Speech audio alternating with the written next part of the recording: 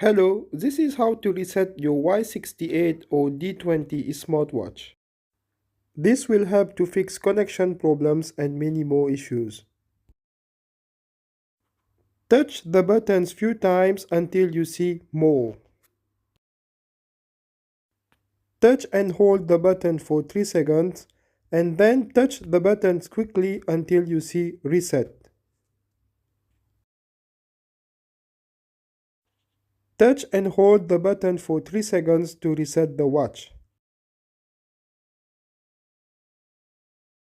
Once the watch has restarted, you can use this video to connect the watch again to your phone.